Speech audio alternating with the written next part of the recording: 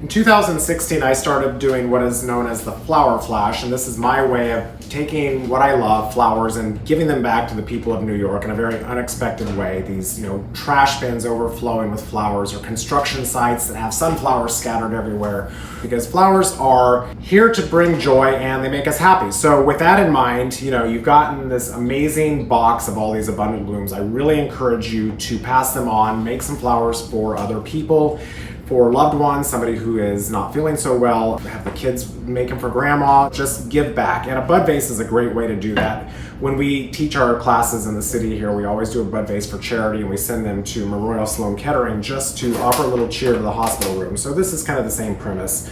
And what's nice about a bud vase is you can kind of take your leftovers and some of the bits and pieces that broke that are too small for a kind of a regular size arrangement and use them in here. So I have some of my Lysianthus left, and I'm just going to start dropping them in. With a bud vase, you don't have a lot of room because it's a pretty narrow mouth. But luckily, we have a lot of stems here that are quite delicate. Obviously, I'm not going to put one of these hyacinths in because that would take the whole thing up and look a little silly. But you can also use some of these bigger blossoms and tuck them in deep. You just want to make sure this thing is filled all the way to the top with water. And don't be afraid to add some height. Like this clematis is really pretty, and it's got a narrow stem with the pretty leaves, so I can drop a few of those in here.